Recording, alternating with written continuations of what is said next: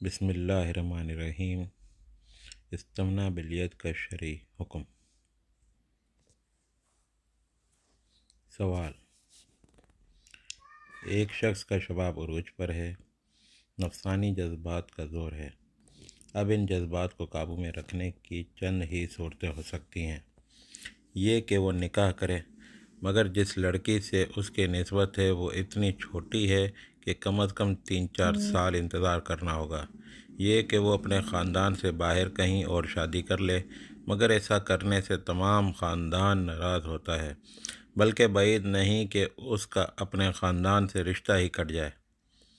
یہ کہ وہ اس نسبت سے کوئی عارضی نکاح کر لے کہ اپنی خاندانی منصوبہ سے شادی ہو جانے کے بعد پہلی بیوی کو طلاق دے دے گا، مگر اس میں اور متع میں کوئی خاص فرق نہیں ہے۔ یہ کہ اپنی خواہشات کو قابو میں رکھنے کے لیے مسلسل روزے رکھے، مگر وہ ایک محنت پیشہ آدمی ہے جسے تمام دن مشغول رہنا پڑتا ہے۔ اتنی محنت روزوں کے ساتھ سخت مشکل ہے۔ آخری چارہ کار یہ ہے کہ وہ زنا سے بچنے کے لیے اپنے ہاتھ سے کام لے۔ کیا ایسے حالات میں وہ اس طریقے کا اختیار کر سکتا ہے؟ جواب: نکاح بالید یعنی ہاتھ سے شہوت رفع کرنے کے بارے میں فقہائے اسلام کے 3 مسلک ہیں۔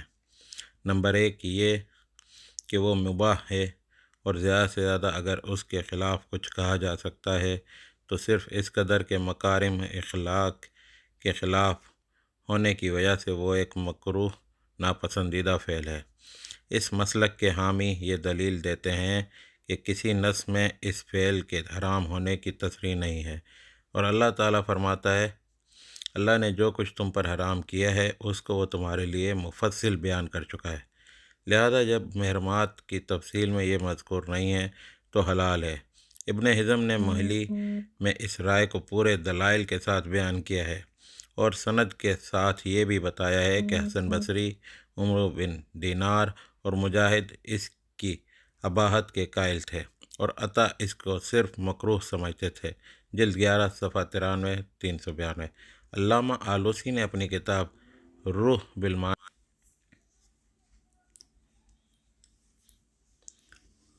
بالمعانی میں امام احمد بن حنبل رحمۃ اللہ علیہ کی یہ رائے نقل کی ہے کہ یہ فعل عند الضرورت اسی طرح جائز ہے جیسے فسد اور پوچھنے۔ جلد 18 صفحہ 10۔ لیکن مجھے فقہ حنبلی کی کسی مستند کتاب میں فتویٰ نہیں ملا۔ نمبر 2 یہ کہ وہ حرام ہے، لیکن اگر زنا کے فتنے میں مبتلا ہو جانے کا خطرہ ہو اور آدمی اس سے بچنے کے لیے اس طریقے سے شہوت کی تسکین کر لے تو امید ہے کہ اسے عذاب نہ دیا جائے گا۔ یہ رائے حنفیہ کی ہے۔ چنانچہ رد المختار میں تصریح ہے کہ یہ فعل حرام اور مستلزم عذاب ہے، الا یہ کہ اگر زنا کے اندیشے سے کوئی اس کا ارتکاب کرے تو یرجع اللہ وبال علیہ۔ باب الصوم اور باب الحدود۔ اسی کے قریب علامہ آلوسی نے ابن حمام کا قول نقل کیا ہے، حوالہ مذکور، اور اسی سے ملتی جلتی رائے علامہ عابدین نے فقیہ ابو للیث سے نقل کی ہے۔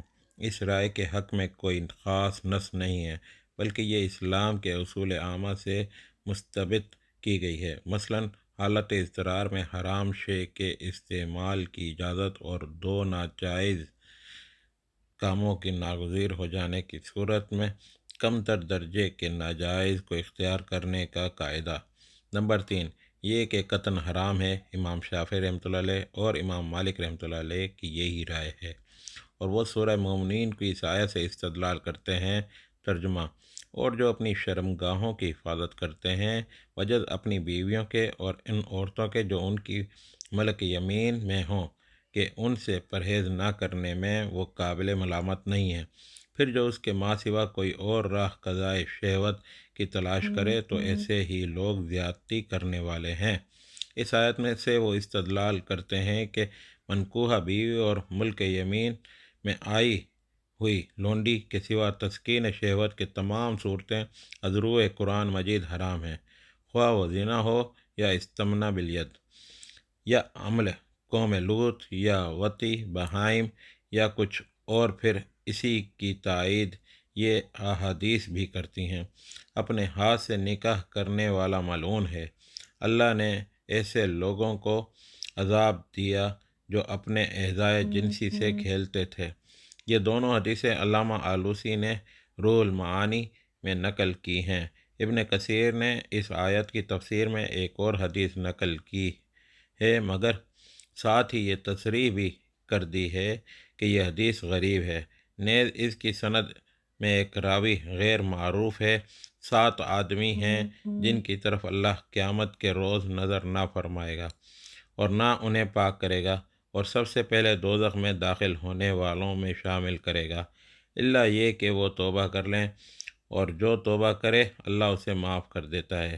نمبر 1 اپنے ہاتھ سے نکاح کرنے والا، نمبر 2 عمل قوم لوط کرنے والا، نمبر 3 یہ فعل کرانے والا، نمبر 4 عادی شراب خور، نمبر 5 والدین کو مارنے والا یہاں تک کہ وہ فریاد کریں، نمبر 6 اپنے ہمسایوں کو ستانے والا یہاں تک کہ وہ اس پر لعنت کریں، نمبر 7 اپنے ہمسائے کی بیوی سے بدکاری کرنے والا۔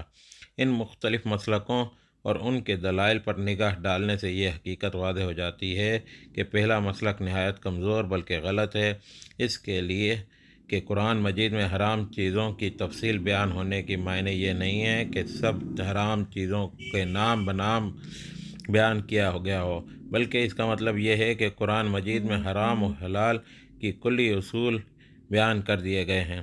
پس ہر وہ چیز جو قرآن مجید کے بیان کردہ کسی کلیے کے تحت آتی ہو اس پر وہی حکم جاری ہوگا جو کلیے میں ارشاد ہوا ہو، الا یہ کہ اس کو مستثنی قرار دینے کے لیے کوئی دلیل موجود ہو۔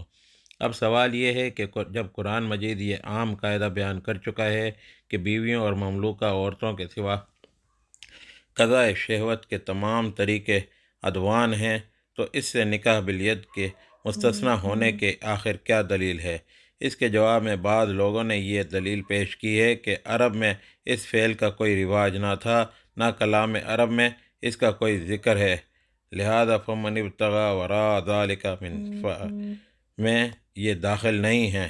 لیکن یہ دلیل 2 وجہ سے غلط ہے۔ ایک یہ کہ لغت عرب میں اس کے لیے جلد میرا اور خزخزہ کے الفاظ موجود ہیں، اور زبان میں کسی کا لفظ موجود ہونا اس بات کا قطعی ثبوت ہے کہ اہل زبان اس تصور سے آشنا تھے۔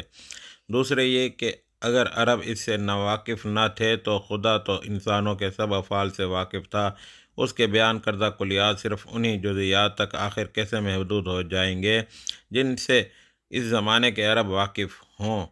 ان دلائل کی بنا پر صحیح مسلک یہی ہے کہ یہ فعل حرام ہے، البتہ عقل یہ حکم لگاتی ہے کہ اس کی حرمت زنا اور عمل قوم لوط اور وطی بہائم کی بنسبت کمتر ہے۔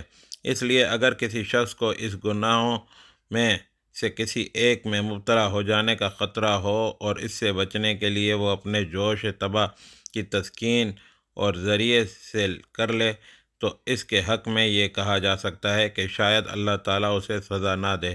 اب اس خاص شخص کا مسئلہ لیجئے جس کے بارے میں سوال کیا گیا ہے۔ اس کو پہلے تو میں اللہ تعالیٰ کی یہ نصیحت یاد دلاؤں گا کہ اور جو لوگ نکاح نہیں پاتے وہ پاک دامن رہیں یہاں تک کہ خدا انہیں اپنے فضل سے غنی کر دے۔ پھر میں اس سے صاف کہوں گا کہ تمہارے معاملے میں وہ حالت ہرگز موجود نہیں ہے جسے تم ایک حرام چیز کو حلال کرنے کے لیے معذرت کے طور پر پیش کر رہے ہو۔ تم محض اپنے خاندان کے خوف سے نکاح نہیں کرتے، حالانکہ اس خاندان نے ایک جوان آدمی کو ایک کم سن لڑکی کے ساتھ منسوب کر کے اپنی نادانی کا پورا ثبوت دے دیا ہے۔ اب اگر تم نکاح کے موقع پاتے ہو مگر خاندان کی ناراضی سے ڈر کر نہیں کرتے تو خواہ تم کوئی سا گناہ بھی کرو خدا کے ہاں ضرور ماخوذ ہوگے، کیونکہ حقیقی مجبوری تمہیں کوئی نہیں ہے۔ حجتیں ڈھونڈنے کی بجائے سیدھی طرح فیصلہ کرو کہ خوف کا مستحق کون زیادہ ہے، خدا یا خاندان۔